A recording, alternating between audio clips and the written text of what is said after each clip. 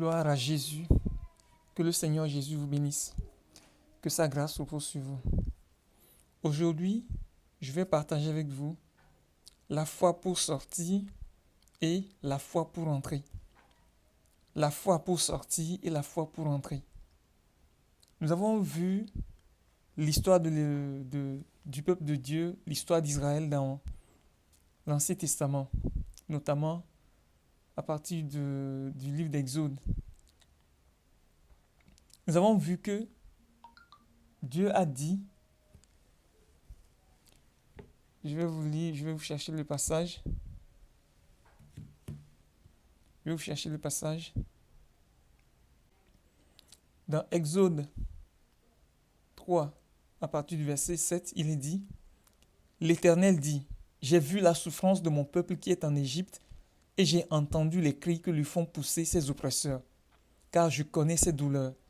Je suis descendu pour le délivrer de la main des Égyptiens et pour le faire monter de ce pays dans un bon et vaste pays, dans un pays où coule le lait et le miel, dans les lieux qu'habitent les Cananéens, les Hétiens, les Amoréens, les Phérésiens, les Héviens et les Jébusiens. Le Seigneur est clair dans ce passage. Dans son adresse à Moïse, il dit « Je suis descendu pour le délivrer de la main des Égyptiens et pour le faire monter de ce pays dans un bon pays, dans un bon et vaste pays, dans un pays où coule le lait et le miel. » Le plan de Dieu, quand il est descendu pour délivrer Israël, c'est de le sortir d'un pays et le faire entrer dans un autre pays. Il dit qu'il est descendu pour sortir son peuple du pays de la servitude du monde et le faire entrer dans un autre pays, le pays de son repos. Nous savons très bien que Dieu a appelé Canaan le pays de son repos et qu'il appelle le pays des Égyptiens le pays de leur servitude. Donc Dieu dit qu'il est descendu, il a vu la souffrance, les souffrances de son peuple, cette douleur, et il est descendu pour le délivrer de la main de leurs ennemis. Ensuite, pour les faire sortir, les faire monter du pays de l'Égypte et de les faire entrer dans un bon et vaste pays, dans un pays où coule le lait et le miel. Ça, c'est le plan de Dieu. Maintenant, l'histoire d'Israël représente exactement l'histoire de l'Église. Il y a la foi pour sortir du pays de l'Égypte, mais il faut aussi la foi pour rentrer dans le pays de la promesse. Avant de naître de nouveau, avant d'entrer dans le corps de Christ, avant d'entrer dans le royaume de Dieu, Jésus dit que si quelqu'un ne naît de nouveau, il ne peut voir ni entrer dans le royaume de Dieu. Mais pour voir ou pour entrer dans le royaume de Dieu, il faut nécessairement avoir la foi. La Bible dit, il faut croire. Celui qui croit, si tu crois, tu seras sauvé, toi et ta famille. Il faut donc la foi pour entrer dans le pays, dans le royaume de Dieu. Et il faut encore la foi pour entrer dans le pays du repos de Dieu. Il faut la foi pour sortir de l'Égypte. Et il faut la foi pour entrer dans le pays de la promesse de Dieu. Il faut la foi pour sortir du monde et il faut la foi pour entrer dans le royaume de Dieu. Maintenant, je vais vous amener dans Luc 18 à partir du verset 7 et 8. Je vais plutôt lire à partir du verset 1. Luc 18 à partir du verset 1. Jésus leur adressa une parabole pour montrer qu'il faut toujours prier et ne point se relâcher. Il dit, il y avait dans une ville un juge qui ne craignait point Dieu et qui n'avait d'égard pour personne. Il y avait aussi dans cette ville une veuve qui venait lui dire, fais-moi justice de ma partie adverse. Pendant longtemps, il refusa, mais ensuite il dit en lui-même, quoique je ne craigne point Dieu et que je n'ai d'égard pour personne, néanmoins, parce que cette veuve m'importune, je lui ferai justice afin qu'elle ne vienne pas sans cesse me rompre la tête. Le Seigneur ajouta, entendez ce que dit le juge inique. Et Dieu ne fera-t-il pas justice à ses élus qui crient à lui jour et nuit, et tardera-t-il à leur égard? Je vous le dis, il leur fera promptement justice. Mais quand le Fils de l'homme viendra, trouvera-t-il la foi sur la terre? Ça, c'est une grande question. Quand le Fils de l'homme viendra, trouvera-t-il la foi sur la terre? Le Seigneur Jésus sait très bien que la foi, il faut la foi pour commencer le royaume de Dieu.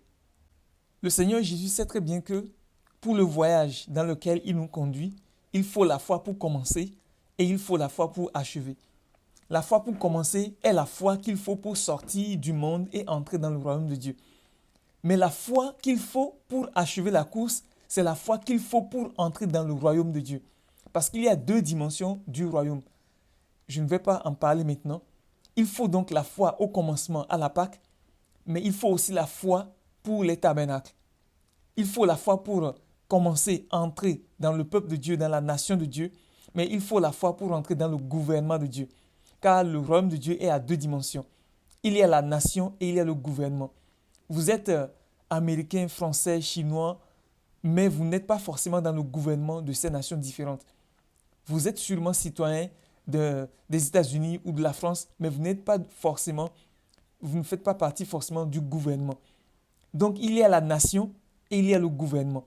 Donc le royaume de Dieu, c'est la nation, mais le royaume de Dieu, c'est aussi le gouvernement. Donc il y a deux parties du royaume de Dieu. Maintenant le Seigneur Jésus dit, quand le Fils de l'homme viendra, trouvera-t-il la foi sur la terre? Il y a la foi aujourd'hui, il y a eu la foi avec les apôtres, mais à la fin des temps, quand le Seigneur Jésus viendra, il se demande s'il y aura la foi sur la terre. Pourquoi? Parce qu'il faut la foi pour commencer le royaume de Dieu, mais il faut la foi pour arriver jusqu'au sommet. Et c'est ce qui est difficile, et c'est ce qui ne se trouvera que par quelques-uns seulement. Allons dans Nombre, chapitre 14. Avant d'aller dans Nombre, chapitre 14, je vais plutôt commencer à partir du verset 25 du chapitre 13. Il s'agit des 12 espions qui avaient été envoyés par Moïse pour explorer le pays afin de venir faire un rapport au peuple de Dieu. Voici, il est écrit, « À leur arrivée, ils se rendirent auprès de Moïse et d'Aaron et de toute l'assemblée des enfants d'Israël à Kadès dans le désert de Paran. Ils leur firent un rapport ainsi qu'à toute l'assemblée et ils leur montrèrent les fruits du pays. Voici ce qu'ils racontaient à Moïse. Nous sommes allés dans le pays où tu nous as envoyés. À la vérité, c'est un pays où coule le lait et le miel. Et en voici les fruits. Mais le peuple qui habite ce pays est puissant. Les villes sont fortifiées, très grandes. Nous y avons vu des enfants d'Anak. Les Amalécites habitent la contrée du Midi. Les Hétiens, les Jébusiens et les Amoréens habitent la montagne. Et les Cananéens habitent près de la mer et le long du Jourdain. Caleb fit taire le peuple qui murmurait contre Moïse. Il dit, « Montons, emparons-nous du pays, nous y serons vainqueurs. » Mais les hommes qui y étaient allés avec lui dirent, « Nous ne pouvons pas monter contre ce peuple, car il est plus fort que nous. » Et ils décrièrent devant les enfants d'Israël le pays qu'ils avaient exploré. Ils dirent, « Le pays que nous avons parcouru pour l'explorer est un pays qui dévore ses habitants. Tous ceux que nous y avons vus sont des hommes d'une haute taille. Et nous y avons vu les géants, enfants d'Anak, de la race des géants. Nous étions à nos yeux et aux leurs comme des sauterelles. » Chapitre 14. Toute l'assemblée éleva la voix et poussa des cris, et le peuple pleura pendant la nuit. Tous les enfants d'Israël murmurèrent contre Moïse et Aaron, et toute l'assemblée leur dit, « Que ne sommes-nous morts dans le pays d'Égypte, ou que nous sommes-nous morts dans ce désert?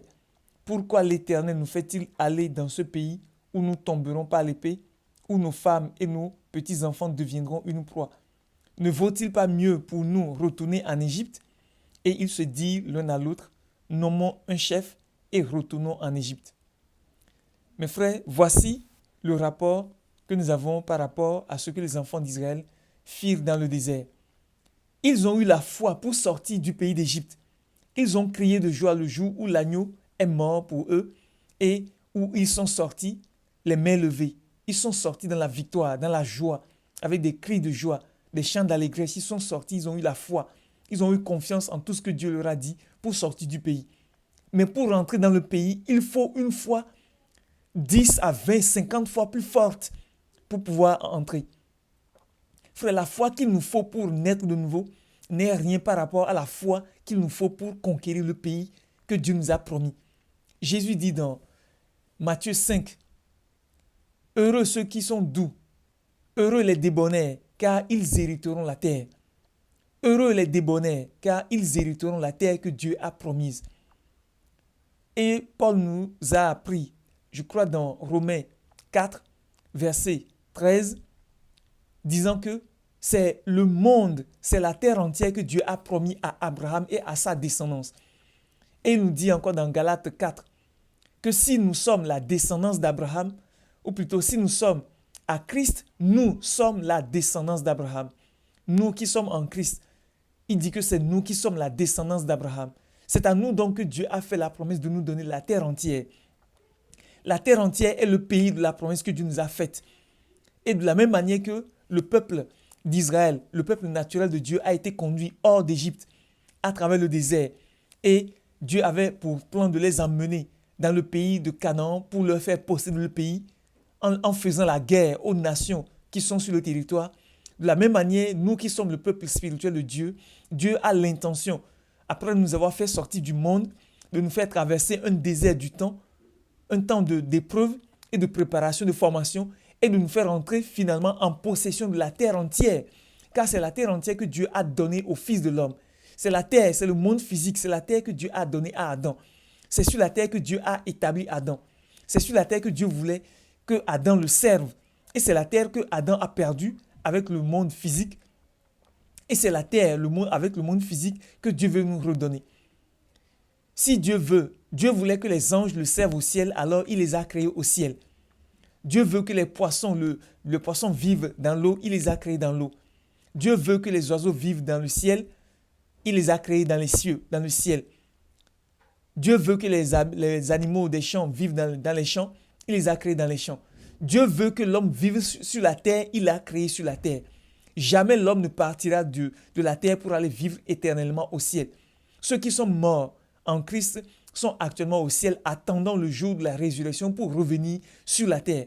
Car la Bible dit que la nouvelle Jérusalem descend du ciel et pour s'établir sur la terre. Et c'est là que se trouve le tabernacle de Dieu avec les hommes. Nous sommes le tabernacle de Dieu avec les hommes. L'Église, la nouvelle Jérusalem, est le tabernacle de Dieu avec les hommes. Et l'Église s'établira sur la terre éternellement. Il est dit quelque part dans Apocalypse 5, verset 10, je crois, qu'ils régneront. Jésus-Christ a fait de nous un peuple de rois et de prêtres. Et nous régnerons sur la terre. Nous ne régnerons pas au ciel. Dieu y règne déjà. C'est sur la terre que nous régnerons. Mais mes chers amis, Jésus nous a demandé, il s'est posé la question. Mais lorsque le Fils de l'homme reviendra, trouvera-t-il la foi sur terre? Parce que la foi qu'il faut pour naître de nouveau n'est rien en comparaison par rapport à la foi qu'il faut lorsque le Seigneur Jésus viendra. Car lorsque le Seigneur Jésus viendra, il faut une foi. La foi qu'il faut pour mener une guerre contre les fils du diable qui règnent aujourd'hui sur la terre. Il faut une foi pour mener une guerre contre l'enfer lui-même qui va animer les fils du diable, la race d'Adam, pour combattre contre le royaume de Dieu. La foi qu'il faut n'est pas une foi de plaisanterie. Par conséquent, il faut des hommes de foi comme Josué, Caleb pour oser compter sur Dieu et pour affronter les géants qui occupent le territoire. Les géants physiques occupaient le territoire physique de Canaan, le pays de la promesse des enfants d'Israël, le peuple physique de Dieu. De la même manière, aujourd'hui, des géants spirituels occupent le territoire spirituel, pour nous, le peuple spirituel de Dieu. Et nous devons être courageux, avoir la foi, la véritable foi en Dieu pour mener une guerre contre ces géants, les détruire et occuper la terre. Car c'est la terre que Dieu nous a promise. Ce n'est pas le ciel que Dieu nous a promis. Vous ne verrez nulle part où Dieu a promis le ciel au peuple de Dieu. Dieu n'a pas promis le ciel aux enfants d'Israël et il n'a pas non plus promis le ciel aux fils de Dieu que nous sommes aujourd'hui, aux enfants de Dieu que nous sommes aujourd'hui. Nulle part, Dieu n'a promis le ciel à quiconque. C'est la terre qui nous a promise. Nous l'avons perdue par la désobéissance. Dieu veut nous la redonner. Et nous devons mener une guerre pour la reconquérir. Si la terre a été perdue, ce n'est pas notre faute. Dieu ne va pas nous la reconquérir. Il va nous armer. Il nous a déjà sauvés par la nouvelle naissance. Il nous prépare. Il va nous armer pour aller reconquérir la terre par la force. Détruire tous les ennemis qui y règnent et la reprendre. Frère, il faut une foi pour naître de nouveau, mais il faut une autre foi pour conquérir le pays de la promesse. Et cette foi-là, elle sera rare quand le Seigneur Jésus viendra. Car lorsque le Seigneur Jésus viendra, il viendra chercher ceux qui ont la foi pour pouvoir entrer dans le pays de la promesse, la terre entière, pour la conquérir et chasser tous les ennemis. Je vais vous montrer cela dans Josué 5. Josué 5, à partir du verset 13. Comme Josué était près de Jéricho, il leva les yeux et regarda. Voici un homme se tenait debout devant lui, son épée nue dans la main. Il alla vers lui et lui dit, « Es-tu des nôtres ou de nos ennemis ?» Il répondit, « Non, mais je suis le chef de l'armée de l'Éternel, j'arrive maintenant. » Josué tomba, le visage contre terre, se prosterna et lui dit, « Qu'est-ce que mon Seigneur dit à son serviteur ?» Et le chef de l'armée de l'Éternel dit à Josué, « Ôte tes souliers de tes pieds, car le lieu sur lequel tu te tiens est saint. » Et Josué fit ainsi. Mes chers frères, la Bible dit que Josué, après que lui et le peuple ont franchi le Jourdain et qu'ils ont mis pied dans le territoire de Canaan qu'ils devaient conquérir, il était près de Jéricho en ce temps, il leva les yeux et regarda. Voici un homme se tenait debout devant lui, son épée nue dans la main. Il alla vers lui et lui demanda, « Monsieur, es-tu des nôtres ou de nos ennemis ?» Et le monsieur lui dit, « Non, je ne suis ni pour vous, ni pour vos ennemis, mais je suis le chef, le capitaine de l'armée de Dieu. C'est maintenant que j'arrive, je viens d'arriver. » Pourquoi a-t-il son épée nue dans la main, lui qui est le chef de l'armée de l'Éternel? Or, l'armée de l'Éternel en ce temps, c'est Israël, le peuple de Dieu, le peuple physique de Dieu. Et Jésus-Christ, le chef de l'armée de Dieu, est descendu son épée nue dans la main, indiquant que c'est maintenant que le combat va commencer. C'est maintenant que le combat pour la conquête du territoire de la terre promise va commencer. Par conséquent, je suis venu pour vous diriger dans cette bataille. C'est moi qui suis le chef. C'est moi qui commande cette armée. Et Josué se prosterna devant lui. Frère, de la même manière que Jésus-Christ est apparu physiquement au peuple physique de Dieu pour le diriger dans la conquête du territoire physique, le pays de la promesse, de la même manière, Jésus-Christ va apparaître à ses fils spirituellement et va les diriger pour aller conquérir le territoire spirituel du peuple spirituel de Dieu. Et le territoire spirituel, le pays spirituel, c'est la terre entière. C'est la terre entière que Dieu nous a promis, c'est la terre entière. Il dit, heureux les débonnaires, car ils hériteront la terre. C'est la terre que nous allons hériter, ce n'est pas le ciel. C'est la terre que Dieu nous a promis, ce n'est pas le ciel. Ceux qui nous disent que nous irons au ciel pour aller vivre éternellement sont des menteurs. Ils sont en train de nous mentir. Frère, ils nous ont menti. Ils ont menti à nos pasteurs, à nos dirigeants, à nos bergers, à nos enseignants. Et eux aussi sont venus nous raconter des mensonges sans savoir que ce sont des mensonges. Mes frères, ceux qui ont inventé ces histoires de l'enlèvement sont des menteurs. Ils ont été induits en erreur par l'esprit de l'antéchrist, l'esprit du diable, le père du mensonge. Dieu n'a jamais, vous ne verrez nulle part dans les Écritures, ni dans l'Ancien, ni dans le Nouveau Testament, où Dieu a promis le ciel à qui que ce soit. Dieu n'a promis le ciel à personne. Au contraire, il nous a donné la terre au commencement, dans Genèse, et il nous a promis que nous allons venir nous établir sur la terre à la fin, dans Apocalypse 21. C'est la terre qui est notre demeure éternelle. C'est la terre qui est notre héritage. C'est la terre qui est le territoire sur lequel nous allons régner. C'est la terre qui est le territoire sur lequel le royaume de Dieu doit s'établir. C'est pourquoi Jésus nous a dit de prier. Que ton royaume vienne. Que ton royaume vienne. Car le royaume de Dieu doit s'établir sur la terre ici. Et il faut une foi pour naître de nouveau. Commencer ce voyage. Mais il faut une foi 100 fois plus forte pour entrer dans le gouvernement de Dieu afin de conquérir le territoire. Frère, car nous n'avons pas à lutter contre la chair et le sang, mais contre des esprits méchants dans les lieux célestes. C'est l'enfer lui-même que nous allons combattre très bientôt. Et il faut une foi 100 fois plus forte que celle qu'il a fallu pour naître de nouveau. Ils étaient des milliers à avoir la foi pour naître de nouveau. Dans le temps, dans Exode, pour naître de nouveau et de sortir de l'Égypte. Mais ils ne sont restés que 2 à entrer dans le pays. La majorité avait peur. Et la Bible dit dans Nombre 14 que le peuple éleva la voix et pleura pendant la nuit. Et quand le jour arriva, ils se dirent l'un à l'autre, nommons un chef et retournons en Égypte. Ils sont pleins contre Dieu, contre Moïse et contre Aaron. Pourquoi Dieu veut nous faire entrer dans ce pays où nous tomberons par l'épée et où nos femmes et nos petits-enfants seront la proie de leurs ennemis? Frère, ils ont eu la foi pour sortir de l'Égypte, mais ils n'ont pas eu la foi pour entrer dans le pays. Il en sera de même pour la majorité du peuple de Dieu. Aujourd'hui, Il faut une foi pour naître de nouveau, mais la foi qu'il faut pour entrer dans le pays est 100 fois plus forte. Et c'est de cette foi-là que nous avons besoin. C'est pourquoi Jésus se demande, quand le Fils de l'homme viendra, trouvera-t-il la foi sur terre? Ce n'est pas la foi qu'il faut pour naître de nouveau qui manquera. La foi pour naître de nouveau sera toujours là. Mais la foi qui manquera, c'est celle qu'il faut pour affronter l'antéchrist. C'est la foi qu'il faut pour affronter le diable. C'est la foi qu'il faut pour affronter l'enfer lui-même. Car l'enfer est en train de monter sur la terre. L'enfer est en train d'envahir la terre. Et il faut des fils de Dieu. Ceux qui auront la foi pour affronter l'antéchrist et l'enfer. Il faut les fils de Dieu pour mener ce combat. Frère, je vous exhorte à étudier les Écritures pour vous-même et de ne pas vous laisser égarer par personne. La foi qu'il nous faut pour naître de nouveau n'est rien en comparaison à la foi qu'il nous faut pour affronter l'enfer. Car Dieu nous prépare pour faire la guerre à l'enfer, afin d'enlever les gens, de les sauver, de les amener dans la lumière.